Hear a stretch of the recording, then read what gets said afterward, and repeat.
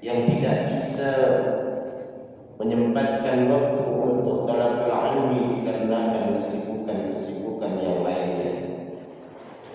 Padahal kita tahu bahwa duduknya kita di sini tidak hanya mendapatkan ilmu, tapi juga didoakan oleh para malaikat, didoakan makhluk-makhluk Allah, hatta al-khitanu fil bahr, sampai ikan-ikan yang ada di lautan ini mendoakan kita semuanya. Bisa kita bayangkan berapa juta bahkan miliar ikan yang ada di bahar atau di lautan, di samudra, itu mendoakan orang-orang yang sedang mencari ilmu. Bagaimana mereka mendoakannya? Bagaimana ikan bisa mendoakan? Wallahu a'lam. Itu hal ghaibiyah, hal yang sifatnya tidak kelihatan dan tidak bisa terfikirkan oleh manusia. Tapi kita harus meyakininya bahwa itu benar. Jangankan hewan atau jangankan ikan-ikan yang ada di lautan, nanti di akhir zaman bebatuan itu bisa berbicara dan mengatakan bahwa di belakangku atau di balikku ada orang-orang Yahudi yang bersembunyi. Batu yang kita anggap tidak bisa bergerak, batu yang kita anggap benda mati, itu nanti di akhir zaman belum hari kiamat akan bicara, akan mengatakan, akan melafazkan. Maka dari itu kita lebih percaya lagi, ikan yang hidup pastinya dia bisa mendoakan. Dan makhluk Allah ini semuanya bertasbih, baik itu yang berupa tumbuh-tumbuhan, ikan, makhluk-makhluk lain, bahkan bebatuan pun bertasbih kepada Allah Subhanahu wa ta'ala. Bagaimana tasbihnya kita tidak tahu. Bagaimana tata cara mereka bertasbih, wallahu a'lam. Hadirin yang dirahmati Allah Subhanahu wa ta'ala, maka sekali lagi marilah kita syukuri nikmat ini dengan terus mendekatkan diri kepada Allah, dengan terus memperbanyak ibadah, dengan terus menggunakan waktu ini untuk amaliyah-amaliyah kebaikan. Dan kita gunakan waktu ini antaranya untuk thalabul ilmi sebagai bekal kita, ibadah kita, agar ibadah kita semakin yakin, semakin mantap dalam melaksanakannya. Hadirin yang dirahmati Allah Subhanahu wa ta'ala, selanjutnya salawat serta salam tercurahkan kepada junjungan kita Nabi besar Muhammad sallallahu alaihi wasallam, keluarganya, para sahabat-sahabatnya, dan juga pengikut-pengikutnya sampai hari akhir nanti. Kita sudah mempelajari arkanul ghusl, rukun-rukun mandi, dan kita tahu bahwa rukun itu satu amaliyah yang ada di dalam atau amaliyah tersebut. Saya ulangi lagi, rukun itu satu amaliyah yang ada di dalam amalan tersebut dan tak boleh terpisahkan. Beda dengan syarat. Kalau syarat itu di luar amaliyah, kalau rukun di dalam amaliyah. Rukun secara bahasa adalah tiang. Jadi rukun itu tiang. Tiang nggak mungkin berada di luar. Tiang itu berada di dalam bangunan. Hadirin yang dirahmati Allah Subhanahu wa ta'ala, biar mudah mengingatnya bahwa rukun itu adalah tiang. Ketika tiang itu berada pasti di dalam. Nggak ada tiang itu berada di luar sana, luar bangunan. Bangunan masjid ini di dalamnya ada tiang, di pojok-pojok juga bagiannya ada tiang. Gak mungkin berada sendirian di luar sana. Itulah maksudnya rukun, berada di dalamnya. Dan apabila tidak ada rukun satu saja, maka tidak sah mandinya. Apa itu rukunnya? Pertama niat. Kita ketika mandi junub, mandi besar harus niat. Kedua, mengguyurkan sekujur tubuh kita air. Kalau tidak ada air dikarenakan musim kemarau, maka bisa tayamum. Jadi rukunnya adalah dua, niat, dan kedua mengguyurkan air ke sekujur tubuh. Sekarang sunnah-sunnahnya, sunnah mandi diantaranya adalah ghuslu yadayhi thalathan, itu sunnah. Membasuh kedua tangan kita sebanyak 3 kali, itu sunnah. Terus membasuh kemaluan, itu juga sunnah. Selanjutnya adalah berwudu seperti wudunya sholat. Ketika kita mau sholat, ya seperti itulah. Ketika kita mau sholat, sebelumnya berwudu. Seperti itulah wudu di dalam mandi. Dan itu hukumnya sholat. Tapi bedanya kalau mencuci kaki atau membasuh kaki ditaruh di akhir-akhir wudu, bukan ketika wudu. Itu bedanya wudu ketika sholat dan wudu ketika mandi. Saya ulangi lagi, wudu untuk sholat dan wudu untuk mandi, bedanya ketika membasuh kaki. Kalau untuk sholat, wudunya langsung sampai akhir, diakhiri dengan membasuh kaki sampai kedua mata kaki. Kalau untuk mandi, tidak membasuh kaki dulu, lalu habis wudu dilanjutkan dengan mengguyurkan anggota tubuh dengan air ke sekujur tubuh semuanya sambil di dalam dan lain sebagainya, lalu terakhir membasuh kedua kaki. Itu sunnahnya. Jadi wudu. Terus selanjutnya apa? Thumma yafidul ma'u ala ra'si thalathan ma takhlilis sa'ab, itu sunnah juga. Mengguyurkan air ke sekujur tubuh sebanyak 3 kali, itu sunnah. Tapi wajibnya 1 kali. 3 kali sunnah. Bagaimana ngitungnya? Ketika kita guyur satu sama keran atau selang atau shower, kita guyur semuanya 1, selesai. Kita guyur lagi 2, kita guyur lagi 3 kali, itu sunnahnya. Bagaimana dengan gayung hitungannya? Bukan 1 gayung, tapi hitungannya adalah mengguyurkan sekujur tubuh sampai 1. Diulangi lagi, mengguyurkan air ke sekujur tubuh 2 kali. Diulangi lagi, mengguyurkan ke 3 kali.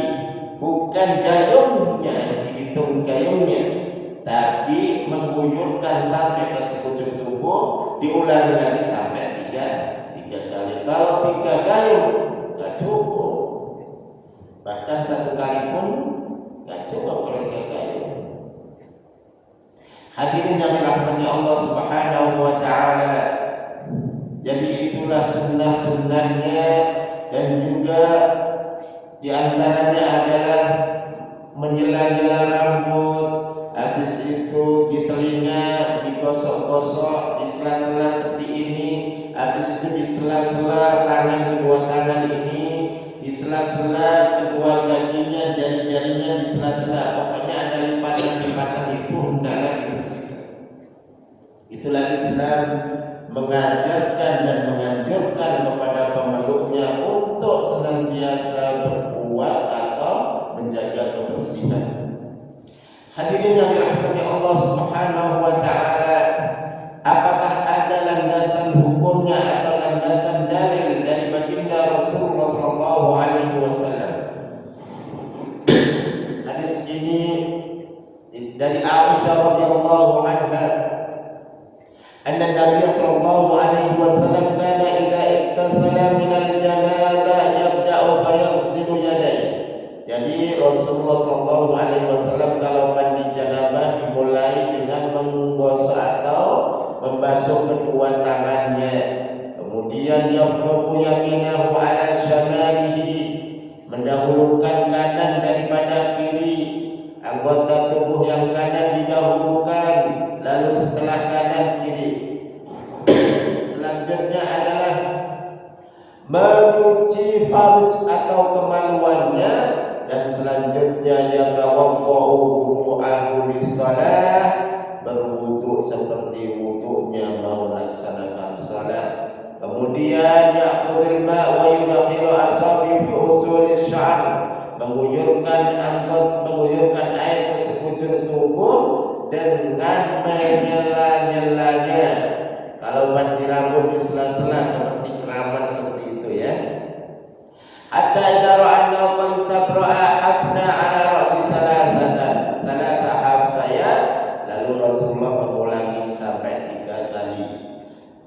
Tsumma afadu 'ala sa'iri jasadihi, kemudian Rasulullah sallallahu alaihi wasallam mengguyurkan lagi selama sebanyak 3 kali. Itu hadis atau landasan bagi orang yang melaksanakan mandi besar, atau bisa karena junub, karena haid, karena nifas atau wiladah. Darah wiladah yang darah nifas. Nifas itu darah dikarenakan perempuan tersebut habis melahirkan, maka disebut nifas. Baik, selanjutnya ghuslul mar'ah. Tadi mandi secara umum, sekarang perempuan yang mandi junub. Seorang laki-laki harus tahu mengajarkan kepada istrinya. Ghuslul mar'ah ka ghuslir rajul, mandinya seorang perempuan itu sebenarnya sama dengan mandinya seorang laki-laki, kecuali yang membedakan adalah di rambutnya, karena perempuan itu identik dengan rambut panjang.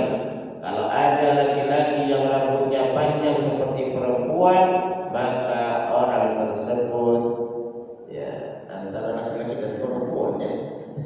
Ada dulu viral, dikirain perempuan rambutnya lurus, lebat, panjang, pasti tengok, nggak taunya laki-laki tua. Laki-laki tertipu, dan sekarang banyak yang menipu, apalagi laki-laki jadi perempuan, masya Allah, dan cantiknya luar biasa. Laki-laki jadi perempuan, cantiknya luar biasa, monggo dan lain sebagainya. Tapi tetap laki-laki ya tetap laki-laki, nggak boleh diubah. Perempuan ya tetap perempuan, nggak boleh berubah laki-laki. Memang di dalam Islam atau di dalam fikih itu dibedakan, Pak. Ada laki-laki, ada perempuan, ada khunsa. Khunsa itu banci atau bencong. Dalam fikih memang dijelaskan situ. Dan bencongnya bukan karena dia perempuan lalu pindah laki-laki, enggak. Ini saya jelaskan ya. Jadi di dalam Islam itu diakui ada banci, tapi bancinya bukan banci seperti sekarang. Contoh, perempuan jadi laki-laki, laki-laki jadi perempuan. Ini bencong atau banci yang karena keadaan lingkungan atau terbawa lingkungan, dan ini nggak boleh. Tapi memang ada di dalam Islam itu banci, maksudnya khunsa, itu mempunyai 2 kelamin. Ini bukan dibuat-buat. Kelamin, ada kelamin laki-laki dan ada kelamin perempuan. Tapi juga di dalam Islam lebih didetailkan lagi, mana yang lebih dominan. Kalau dominannya laki-laki, maka dimasukkan ke laki-laki. Kalau dominannya perempuan, dimasukkan perempuan. Maksudnya ikut golongan perempuan. Nah sekarang kan enggak, benar-benar kelaminnya satu, tapi karena lingkungannya seperti itu ikut jadi contoh perempuan dia, tapi kumpulnya dengan laki-laki, perawakannya, modelnya, jalannya, ngomongnya seperti laki-laki. Terbentuk karena lingkungan. Lalu operasi. Nah ini yang boleh merubah takdir Allah, itu nggak boleh, dosa. dosa besar. Ya, hadirin yang dirahmati Allah Subhanahu wa taala. Sekarang ini tetap tentang perempuan dan laki-laki harus terus digembor-gemborkan, karena yang namanya LGBT ini Masya Allah penyakit dan lawan kita. Agama sangat melarang dan melaknat itu. LGBT, lesbian, gaynya,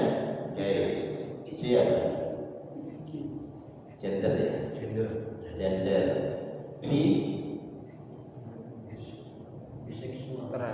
biseksual, itu juga boleh. Dalam Islam itu tidak diperbolehkan seperti itu. Dulu Allah murka kepada kaum Luti, bukan Nabi Lut, kaumnya. Kalau Nabi Lut, Nabi pilihan Allah, tapi kaumnya, kaum Luti di daerah Sodom.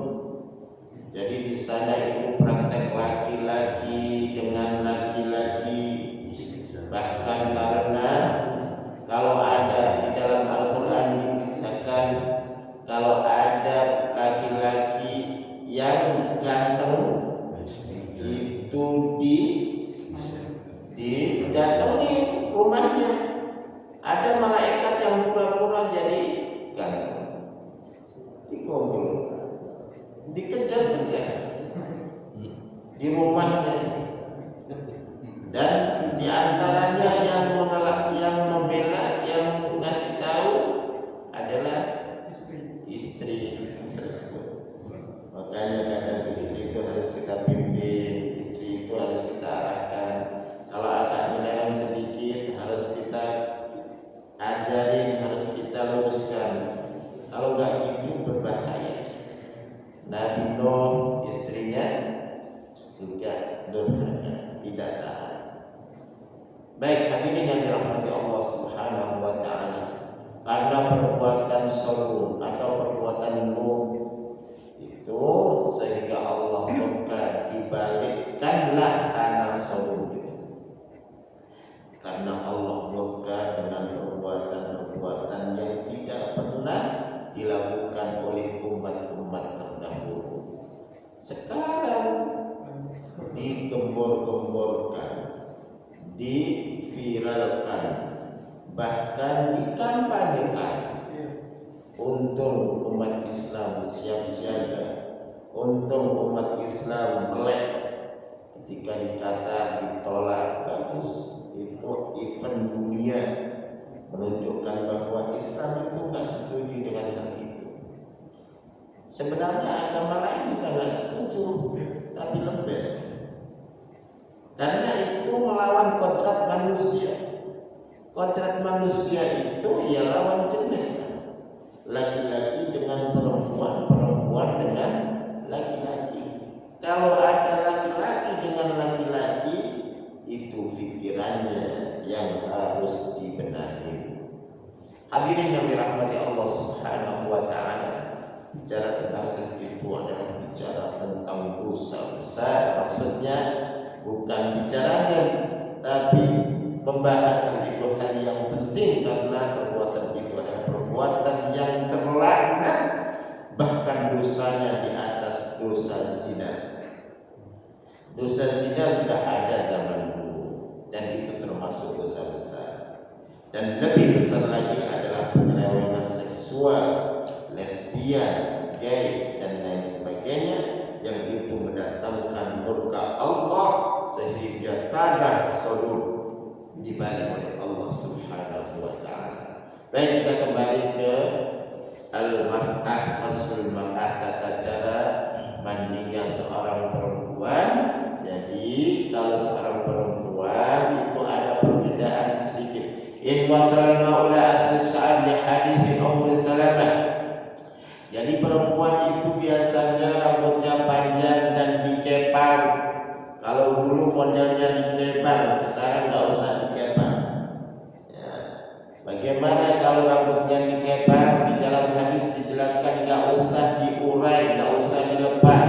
Yang penting intinya air tersebut masuk ke pori-pori atau ke kulit rambutnya.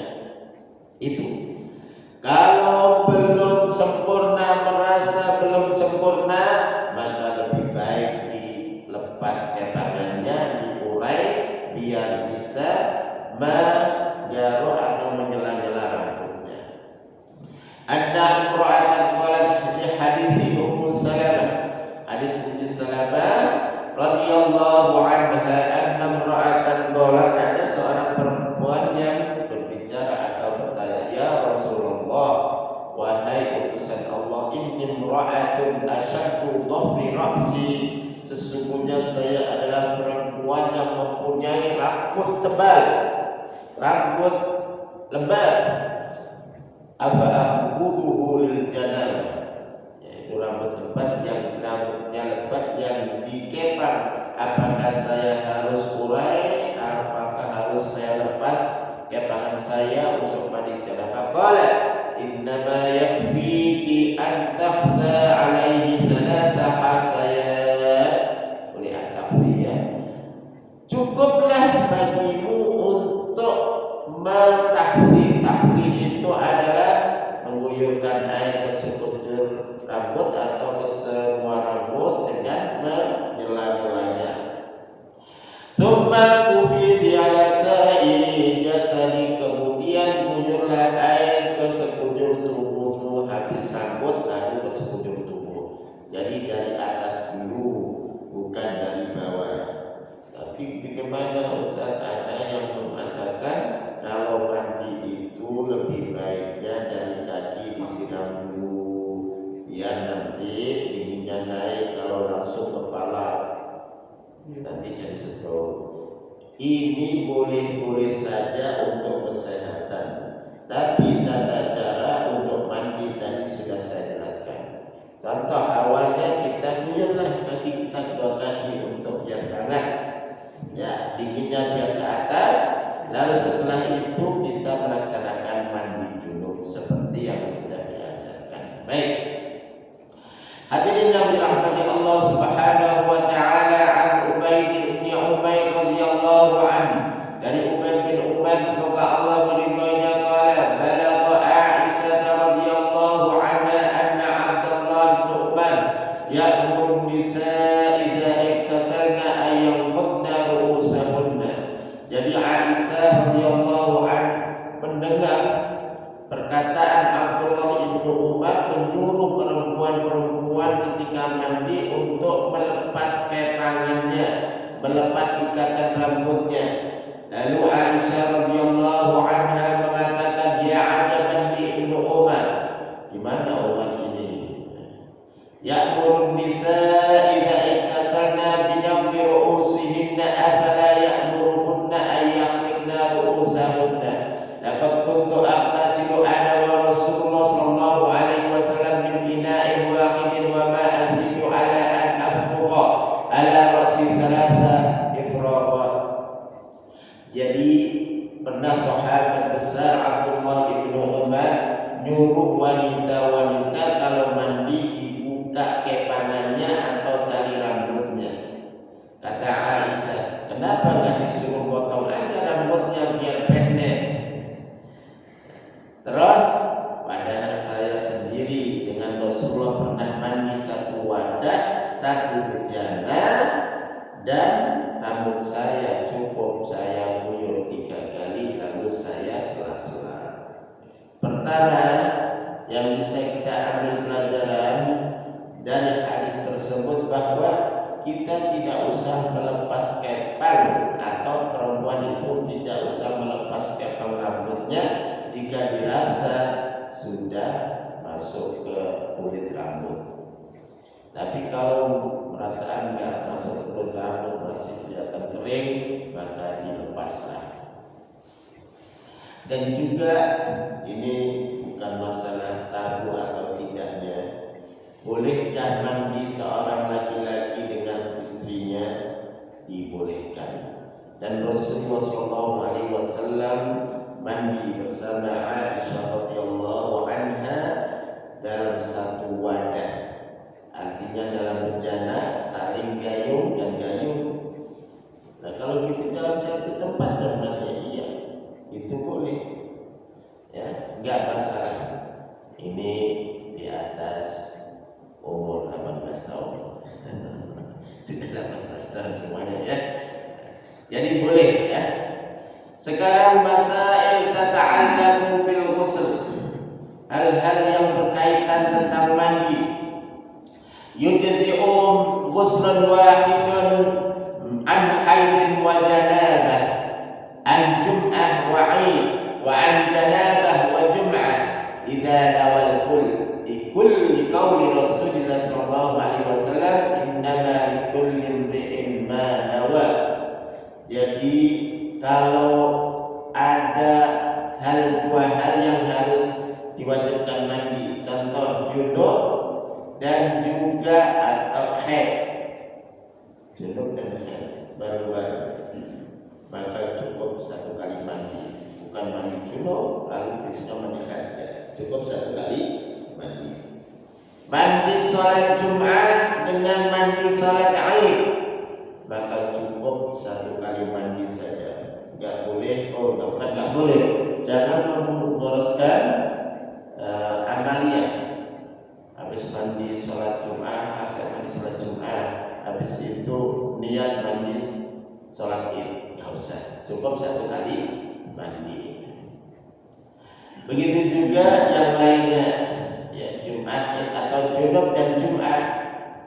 Contoh malam Jumat junub, pas hari Jumatnya pagi kan sudah masuk Jumat, mandi sholat Jumat, cukup satu kali sudah mewakili dua-duanya. Apakah niatnya junub atau sholat Jumat atau mandi Jumat? Mana yang wajib?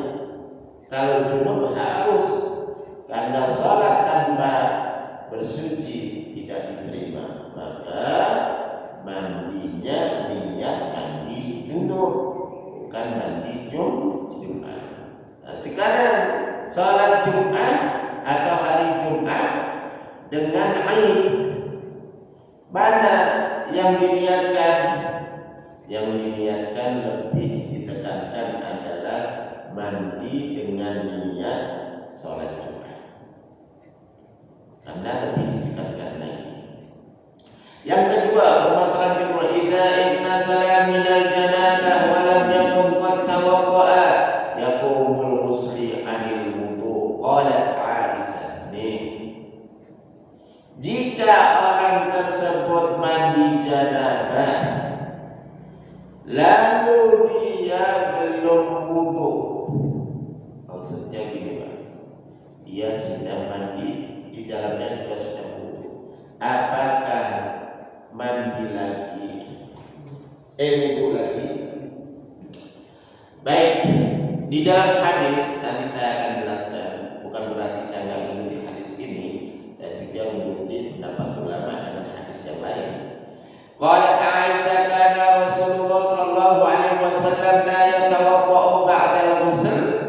Dalam hadis yang diriwayatkan oleh Aisyah bahwa Rasulullah sallallahu alaihi wasallam itu tidak berwudu setelah mandi. Jelas, tidak berwudu setelah mandi. Ini hadisnya. Wa 'an Ibnu Umar radhiyallahu anhu annahu qala li rajulin qala law inni atawaddau ba'da al-ghusl fa qala lahu laqad ta'ammadta. Abdullah ibnu Umar semoga Allah meridhoinya bahwa beliau pernah bilang kepada seorang laki-laki itu mengatakan saya berwudu setelah mandi.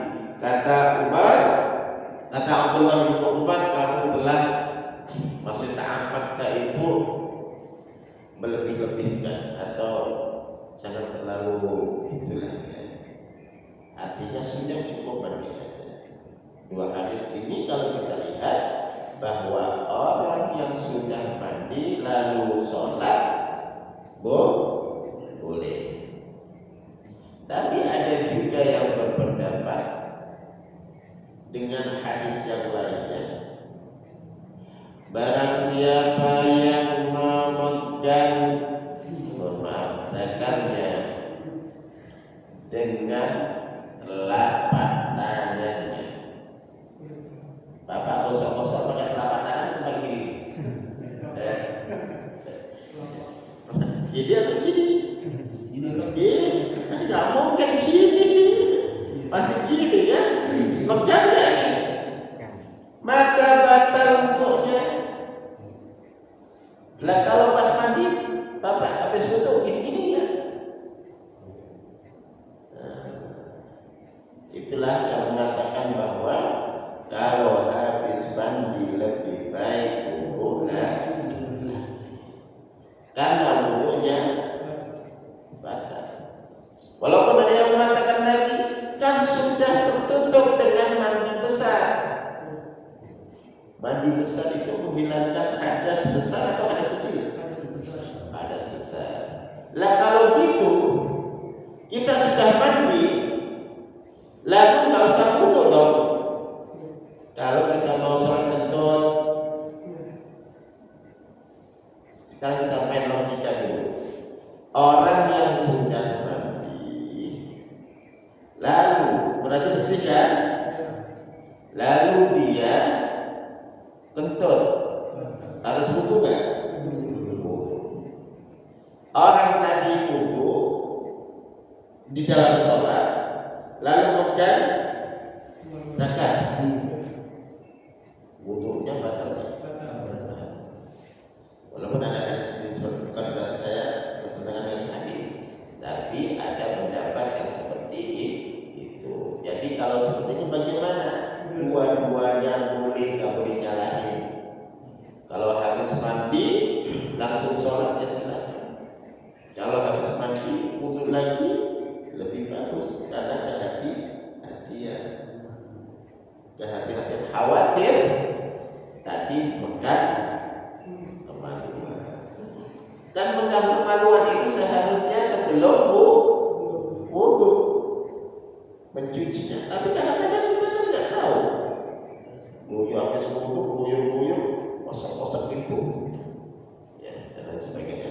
Hadirin yang dirahmati Allah Subhanahu wa Ta'ala. Jelas ya? Yajuzu lil junub wal haid izalat asy-sya'r wa qas al-dhafar wal khuruj ila suq wa ghairihi min ghairi karahah. Jadi boleh orang yang lagi junub habis berantem sama suami istri. Berantemnya bukan berantem beneran. Habis berang maksudnya suami istri. Lalu iya belum ada cabai, lagi mau makan, pergi ke pasar, boleh, walaupun lagi junub. Karena ada keyakinan yang nggak boleh kemana-mana kalau lagi junub. Yang kedua, boleh juga memotong rambut orang yang lagi haid, lagi junub itu boleh memotong rambutnya. Juga memotong kukunya. Pergi ke pasar, nemuin tamu dan lain sebagainya. Kasihan dong kalau nggak boleh nemuin tamu. Pas habis perang ada tamu, assalamualaikum, habis itu astagfirullah kita lagi habis itu. Gimana? Padahal habis tadi suara kencang. Maksudnya suara kencang bukan yang suara itunya. Masa berseluruh perasaan ada orang di dalam kok nggak ada yang nyautin. Yang satu berkeyakinan nggak boleh terima tamu lagi junub. Jadi nggak ada larangan. Nemuin tamu lagi junub itu tidak ada larangan. Boleh pergi ke pasar juga boleh, motong rambut juga boleh, motong kuku juga boleh. Tidak ada larangan. Wa yuqal mu'adhafir wa yuhdamu rasahu wa illam yatawadda. La ba'sa bi dukhulil hamam in salima dakhil min an-nadhi ila al-awrat wa salim. La ba'sa bi dukhulil hamam in salima dakhil min an-nadhi ila al-awrat wa sallama min an-nadhi an-nas ila awratihi. Jadi ini hammam itu tempat mandi. Kalau dulu Pak, mandinya nggak seperti sekarang. Dulu ya jangankan zaman saya aja, itu masih banyak orang mandi di sungai. Kalau di sungai jauh dari pandangan orang itu boleh. Kalau di sungai yang tempat lalu lalang orang lewat itu dilarang. Ya, itu sangat dilarang karena termasuk membuka aurat. Kalau jauh dari pandangan tidak ada orang yang tahu itu dibolehkan. Qala Ahmadin al-ma'na kullu min al-habab alaihi izara fa'adkhilhu wa illa fala tadkhul. Wa fil hadis an Rasulillah sallallahu alaihi wasallam la yanzuru ar-rajul ila awrati ar-rajul wa la tanzuru al-mar'atu ila awrati al-mar'ah. Jadi ini dalam satu kamar mandi nggak boleh ada dua orang mandi kecuali suami istri. Contoh ini yang sering terjadi, anak-anak mandi bareng. Kalau masih kecil sih nggak masalah. Kalau SMA, iya, laki-laki dengan laki-laki. Kalau pakai celana pendek boleh, selutut boleh, tapi kalau terbuka telanjang tak boleh. Karena melihat seorang laki-laki melihat aurat laki-laki lain itu dosa. Sebaliknya seorang perempuan melihat aurat perempuan lain itu tidak boleh. Jadi harus ditutup paling tidak dengan handuk atau dengan celana pendek. Contoh terpaksa antri nih, antri di kolam renang biasanya kan gitu. Satu kamar 2 atau 3. Bolehkah? Boleh jika pakai celana pendek. Gak boleh kalau telanjang, bulat maksudnya. Haram. Baik. Mana dalilnya? Di dalam hadis yang diriwayatkan dari Rasulullah SAW, la yanzuru rajulu ila awratil rajul wa la tanzuru al-mar'atu ila awratil mar'ah. Seorang laki-laki tidak boleh melihat aurat laki-laki lain dan seorang perempuan tidak boleh melihat aurat perempuan lain. La ba'sa bi tanshifil a'dha bi mandilin wa nahwi fil ghusli wal wudu'. Gak apa-apa ketika kita mandi itu kita habis mandi kita bersihkan. Begitu juga wudu. Ketika habis wudu lalu kita usap dengan sisa air tersebut kita usap dengan handuk, itu gak apa-apa. Soalnya saya pernah dengar, emang boleh seperti itu? Boleh, gak ada larangan. Habis wudu kita usap airnya itu dengan handuk. Yang selanjutnya, yajuzu lirrajuli an yagtasila bi baqiyatil ma' allati iktasarat minhu al-mar'ah wal aqs kama yajuzu lahu an yagtasila ma'an fi ida'in wahid. Boleh seorang laki-laki mandi dari sisa air yang dipakai oleh perempuan mandi junub, atau sebaliknya seorang perempuan memakai air sisa dari laki-laki yang habis mandi junub. Dan juga boleh mandi bareng-bareng dalam satu wadah. Ya. Selanjutnya, la yajuzul ikhtisal uryanan bainan nas. Gak boleh mandi dengan telanjang bulat dilihat di antara manusia. Ini gak boleh. Makanya kalau di kolam renang ya seperti itulah biasanya. Di kolam renang telanjang bulat itu gak boleh. Kalau di luar kolam renang masih nutupin auratnya silakan. Laki-laki ya.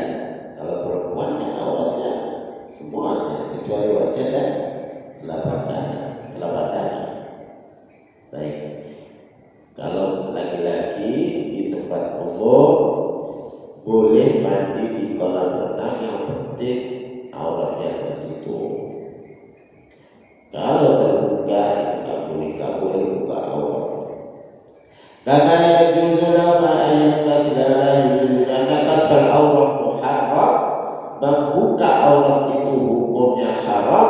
Fa in istatara bi thawbin wa nahwi fala ba'sa. Tadi sudah jelaskan kalau ada tutupnya seperti celana pendek dan sebagainya boleh. Faqad kana Rasulullah sallallahu alaihi wasallam yasturu Fatimah bi thawbin wa yaktasib. Rasulullah sallallahu alaihi wasallam pernah mandi ditutupi oleh Fatimah putrinya. Amma law iktasala uryanan ba'idan an a'yunin nas fala mani. Ini sudah saya jelaskan juga. Kalau ada orang mandi telanjang bulat tapi jauh dari penglihatan manusia, itu enggak apa-apa. Contoh di sungai yang jauh dari penglihatan manusia dibuka semuanya boleh. Tapi kalau di situ banyak orang lalu lalang, maka hendaklah pakai celana pendek. Ini bagian lagi. Faqad iktasala Musa alaihi salam uryanan. Nabi Musa alaihi salam pernah mandi telanjang di sungai tapi jauh dari penglihatan manusia. Kama rawahu Bukhari, hadis tersebut diriwayatkan oleh Imam Bukhari. Fa'an Abi Hurairah radhiyallahu anhu 'an Nabi sallallahu alaihi wasallam, dari Abu Hurairah dari Nabi sallallahu alaihi wasallam qala, baginda Rasulullah sallallahu alaihi wasallam bersabda, baina Ayyub alaihi salam yantasilu uryanan fa kharra alaihi jarabun min dhahabin faja'ala Ayyub yakhta fi thawbihi fanadahu Rabbu tabaraka wa ta'ala ya Ayyub alam akun ughadiyaka amma taraqala bala wa izzatuka walakinna ginali an barakatika. Dan Nabi Ayyub alaihissalam pernah mandi juga dalam kondisi telanjang di sungai yang tidak dilihat oleh manusia, artinya tidak banyak orang yang tahu. Baik, dari sini ada pertanyaan? Tafadhal, silakan. Posisi junub sebelum mandi sudah, terus kita makan apakah harus dulu? Oh iya, baik. Apakah makan kita habis junub lalu kita makan nyemil atau yang lainnya, apakah disuruh wudu dulu? Tidak. Tapi kalau mau nambah lagi disuruh wudu. Nambah lagi maksudnya paham ya? Nambah lagi disuruh wudu. Kalau makan minum nggak ada. Nambah lagi ke sana agak jauhan, suruh wudu. Orang satu nambah jauh mana? Cukup satu. Ada juga Pak. Ada beda rumah. Ada lagi, nggak saya sebutkan, dekat sini juga ada. Bukan di sini loh ya, dekat sini. Bukan saya. Ada. Jadi beda rumah, tapi dalam satu kompleknya ada. Bolehkah seperti itu? Boleh kalau nggak terkadang damai. Tapi kalau bisa, kalau nggak bisa ya nggak usah. Tambah ramai nantinya. Nah, ikutin itu tambah ramai, anak dibawa-bawa nggak jadi keluarga sakinah, malah keluarga neraka. Gara-gara ikuti itu. Bukan berarti saya melarang ya. Silahkan aja kalau cukup, silahkan. Dan kalau bisa lebih sakinah, apalagi yang pasangannya nyuruh sudah pilih-pilih sana, pilih-pilih itu sudah lebih hijau. Tapi biasanya silakan pilih-pilih, tapi sudah ditutup rumah kita. Bingung juga kan? Baik, ada pertanyaan lagi? Pak Haji, silakan. Satu atau dua?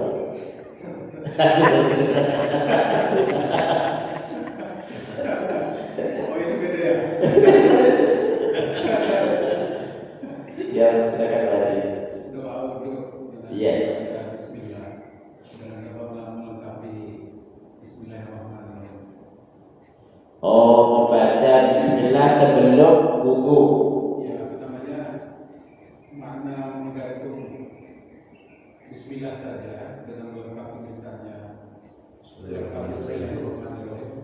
Kira-kira bedanya gimana? Oh, baik. Baca basmalah yaitu bismillahirrahmanirrahim ketika mengusap kedua tangan. Bismillahirrahmanirrahim. Tapi kalau di dalam toilet nggak usah diucapkan dalam hati aja, dilafazkan maksudnya. Ya, kalau itu hanya kamar mandi khusus, kan ada yang sekarang toilet sama kamar mandi. Biasanya kamar mandi juga buat kencing ya. Kalau dulu beda, kamar mandi khusus dengan toilet. Kalau orang-orang kampung gitu beda. Toilet ya buat BAK, BAB. Kalau kamar mandi, kamar mandi. Kalau sekarang campur. Bahkan di dalam kamar juga. Udah kamar tidur, di dalamnya kamar mandi dan toilet. Emang serba sekarang itu pengen yang instan. Padahal iya, padahal gerak itu lebih bermanfaat. Kalau dulu Pak, modelnya disekat. Bagaimana hukumnya baca bismillah? Bismillah ketika mencuci kedua tangan.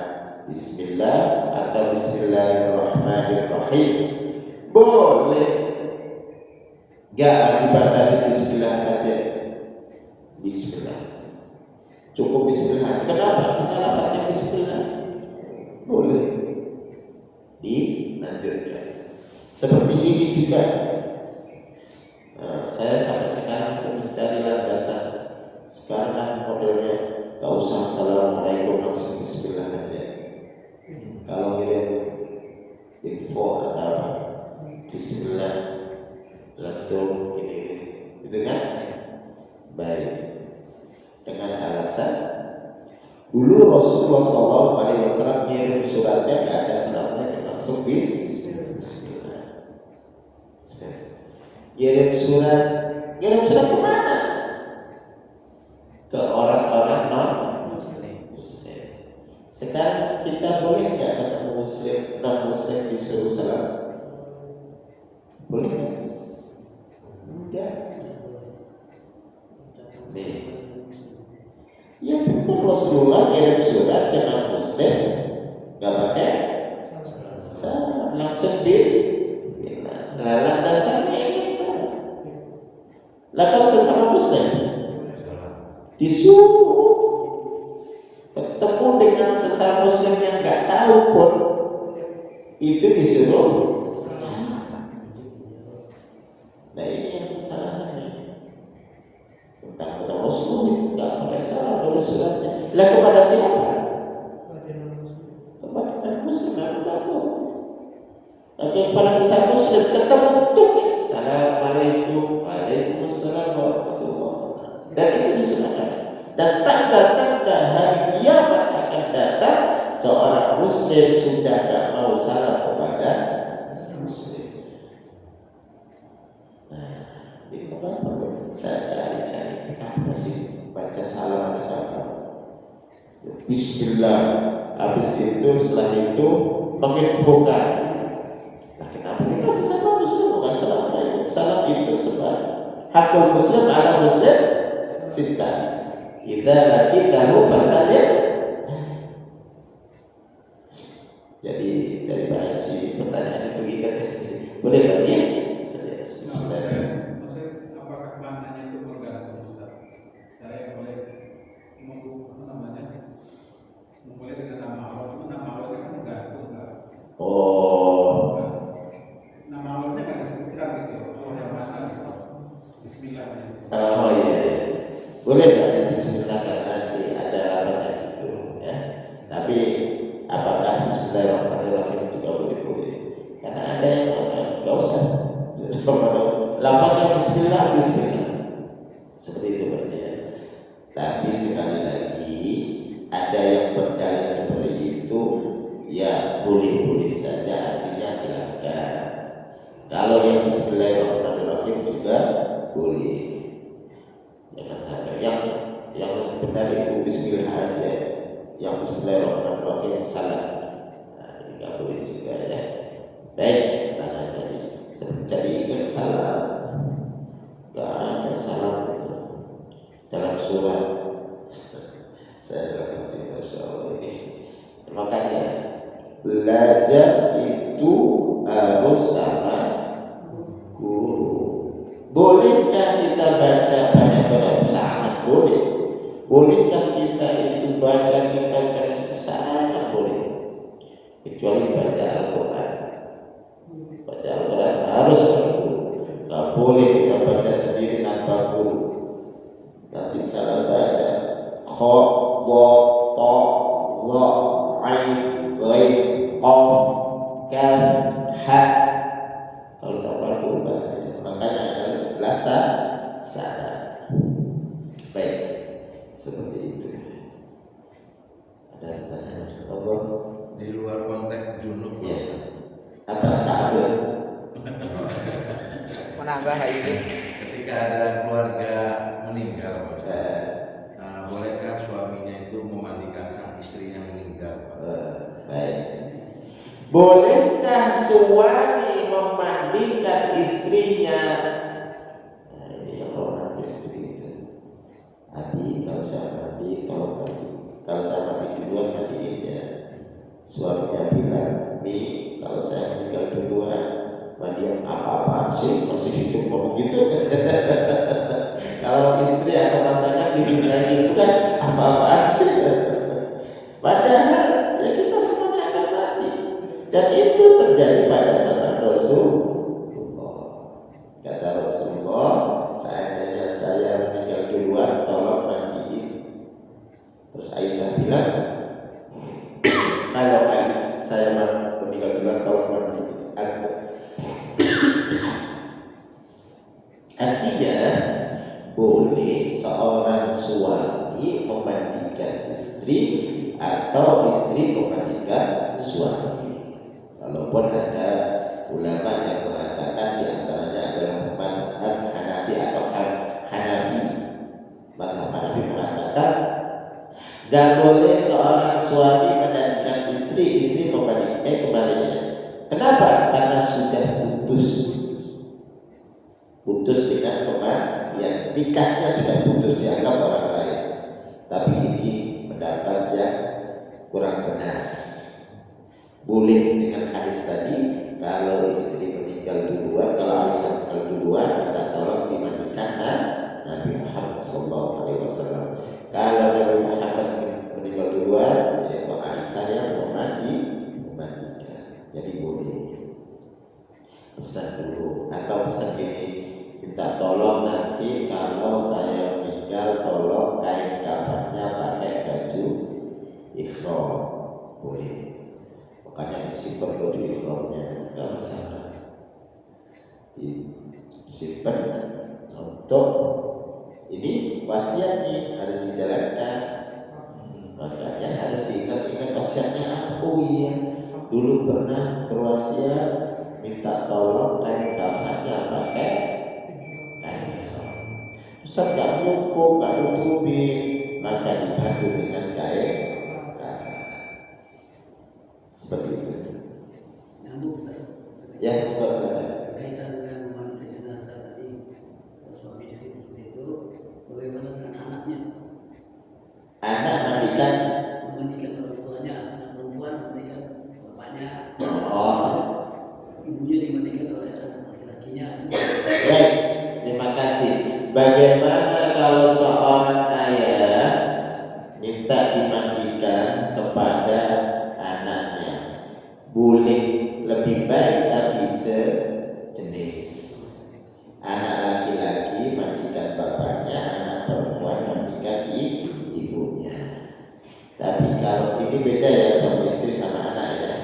Kalau beda jenis, lebih baik cari yang sejenis ya. Cari yang sejenis. Anak laki-laki memandikan bapaknya, anak perempuan memandikan ibunya. Seperti itu.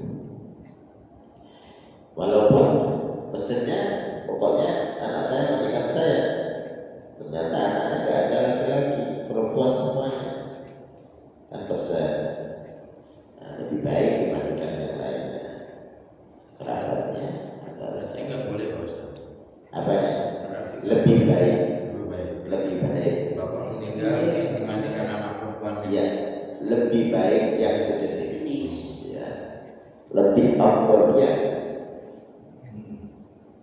Ya. Ada pertanyaan lagi? Ya, Ustaz. Monggo silakan. Kalau misalnya junub malam gitu kan belum sempat mandi, nah, mau tidur, Apa yang harus dilakukan? sunnahnya seperti apa? Baik. Kalau pas mandi junub jam 9 mau tidur, lebih baiknya wudhu dulu, lalu tidur. Jangan langsung tidur. Kalau capek tidur, wudhu lalu tidur. Ya, apalagi kalau mau nambah lagi disuruh wudhu. Nambah, kalau makan nambah. Kalau itu enggak, sudah tua ya. Pengantin baru ya, kalau udah mengantar sebentar ke atas, yang fi wahidah cukup satu kali. Jadi wudhu sunahnya. Ya, ada pertanyaan lagi? Tidak ada?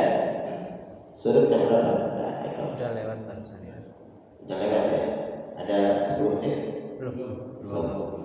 Ya, dibuka pertanyaan. Kalau satu bab lagi nanti terlalu banyak. Nanggung ya. Ustaz, tadi yang salam tadi Ustaz, Ya, kalau kita ketemu orang terus kita nggak tahu dia muslim apa bukan gitu, kita salam gimana Ustaz? kalau salah nggak dosa karena kita nggak tahu. Ya ternyata dia nggak muslim. Ya, kita salah nggak apa-apa, nggak dosa. Bahkan di dalam hadis ngasih zakat, zakatnya contoh. Ngasih zakat ternyata zakatnya itu dipakai untuk judi, dipakai untuk beli makan minuman keras. Kita nggak tahu apa. Karena dalam hadis pernah terjadi yang disedekahi, yang dizakatin pemabuk, yang disedekahi pencuri, yang disedekahi pezina. Nah, nggak apa-apa karena kita tidak tahu apakah zakat kita diterima. Kan beda. Ketika kita keluarkan, niatnya kita menunaikan zakat, tapi yang terjadi penerimaannya salah. Digunakan mabuk malahan. Sebenarnya dosa kalau kita tak tahu karena dibuat mabuk. Tapi karena kita tak tahu tidak berdosa.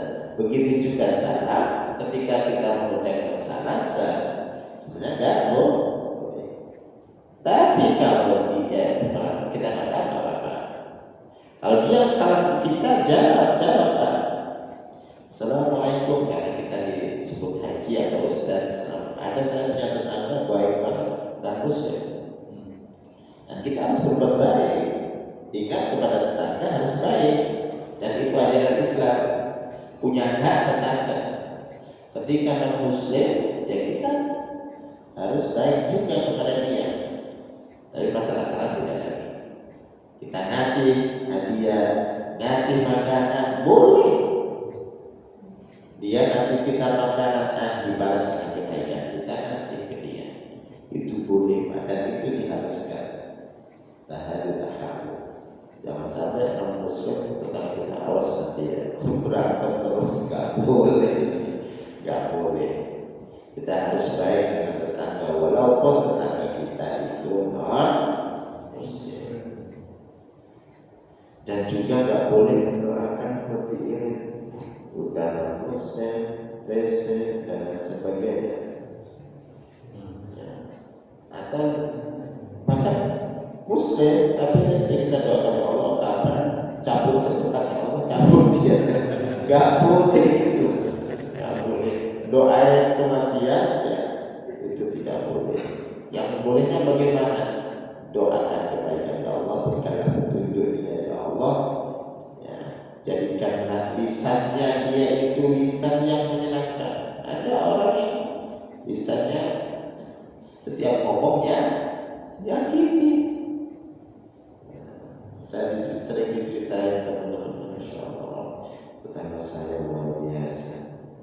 Apa itu? Ya saya nggak sebut marganya, saya nggak sebut ini ya.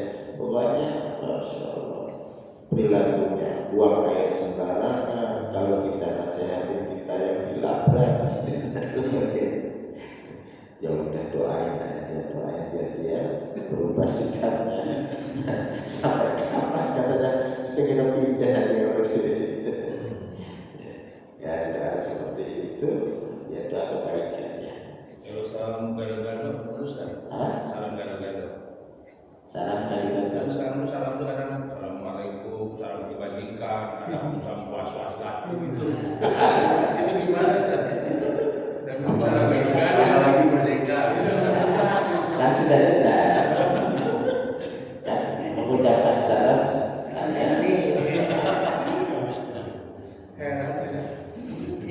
mengucapkan salam hanya kepada sesama. Baik, cukup ya. Mari kita tutup. Ya, pengalaman pribadi aja. Iya. Saya kan memang kalau suatu tempat di Ustaz pasar ya. Apa? Saya kalau Sabtu kan ke pasar ini. Iya.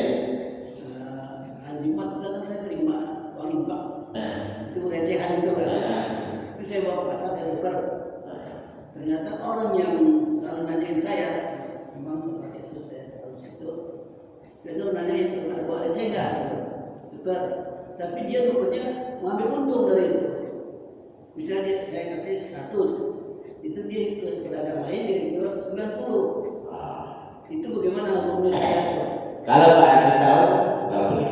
Kalau Pak Haji nggak tahu, Nah, setelah saya tahu, nggak usah. saya selalu berbohong jadi sama dia.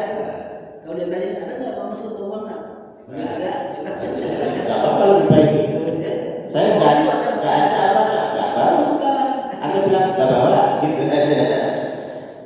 Jadi kalau dia butuh receh buat tuker-tukeran boleh. Kan ada yang memang butuh receh buat tukeran. Tapi ada juga butuh receh di bisniskan, dijual dengan uang. Kalau jual dengan yang lain nggak apa-apa, dengan uang. 100.000 dari orang tersebut ngasih 90.000 receh, dan ini nggak boleh karena termasuk riba fadl. Fadl itu ada lebihnya. Uang dengan uang ya 100.000 dengan 100.000, walau uang itu receh, itu bagus. Yang boleh ini seharusnya yang ngerti itu gini. Yang ngerti itu gini. Tuker 100.000 dengan 100.000 receh, tapi minta, masa saya ngumpulin gini nggak dikasih upah. Nah itu boleh. Jelas ya saya? Kelasnya sudah. Kelasnya. Jadi minta. Beda akan. Langsung awal 90 100 tukar, nggak boleh.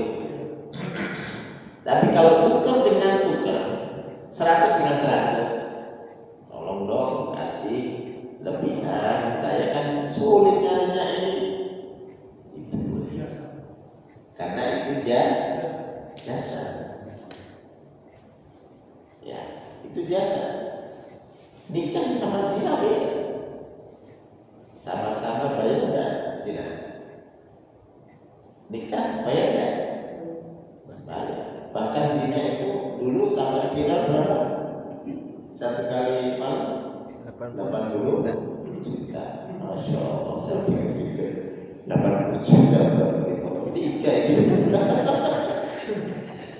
Itu satu malam. Buat 3 kali nikah. 80 juta. Nah, sama-sama keluarin uang kan? Terus sama-sama senang kan? Sama. Gak mungkin pasangan zina juga ada yang senang. Pasti senang. Nikah juga senang. Terus juga sama-sama ridho kan? Gak mungkin yang satu nggak ridho. Jadi sama-sama. Yang membedakan adalah akadnya yang beda. Kalau ini akadnya nggak ada akad, nggak ada ininya. Kalau ini akadnya adalah akad resmi syariah. Jadi beda angka walaupun sama hasilnya. Tadi tukar uang 100 dengan 100 lalu minta bagian jasa itu boleh. Tapi kalau tukar uang 100 lalu dengan 90 itu disebut riba. Tadi saya bohongin aja ya, saya bilang nggak ada atau Bilang aja nggak bawa. Ada, wah nggak bawa. Terus kalau udah saya datangin ke rumah aja, jadi gimana? Sekarang saya nggak bawa, emang nggak bawa sekarang. Itu hanya boleh. Kalau bilang terus terang aja Pak Ustaz. Boleh, Saya nggak tukar karena nggak kasih. Ya, bagus, lebih bagus. gitu. Biar untuk pelajaran, biar untuk pelajaran itu lebih bagus. Saya dapat kabar kamu saya kasih tukeran gini dibuat riba itu nggak boleh. Oh gitu ya. Terus gimana solusinya? Seperti ini. Wah, baru ajarin Pak Haji. Tidak boleh dakwah. Iya. Baik, cukup ya. Mari kita tutup dengan kafaratul majlis. Tapi sebelumnya kita istighfar. Astagfirullahaladzim. Astagfirullahaladzim. Astagfirullahaladzim. Innallaha ghafurur rahim. A'udzu billahi minasyaitonir rajim. Bismillahirrahmanirrahim. Alhamdulillahi rabbil alamin. Hamdan yuwafi ni'amahu wa yukafi'u mazidah. Ya Rabbana lakal hamdu kama yanbaghi li jalali wajhika wa 'azimi sultanik. Allahumma shalli 'ala Muhammad wa 'ala alihi wa sahbihi ajma'in. Allahumma ighfir lana dhunubana wa liwalidina warhamhum kama rabbawna shighara. Allahumma ighfir lil muslimina wal muslimat wal mu'minina wal mu'minat al ahya'i minhum wal amwat. Allahumma a'inna 'ala dhikrika wa syukrika wa husni 'ibadatik. Allahumma inna nas'aluka salamatan fid din wa 'afiyatan fil jasadi wa ziyadatan fil 'ilmi wa barakatan fil rizqi wa tawbatan qabla al-maut wa rahmatan 'inda al-maut wa maghfiratan ba'da al-maut. Rabbana hab lana min azwajina wa dhurriyyatina qurrata a'yun waj'alna lil muttaqina imama. Rabbana zalamna anfusana wa in lam taghfir lana wa tarhamna lanakunanna minal khasirin. Rabbana atina fid dunya hasanah wa fil akhirati hasanah wa qina adzaban nar. Sallallahu ala sayyidina Muhammadin wa ala alihi wa sahbihi wa sallam. Subhana rabbika rabbil izzati amma yasifun wa salamun ala al mursalin. Alhamdulillahi rabbil alamin. Fatihah. A'udzu billahi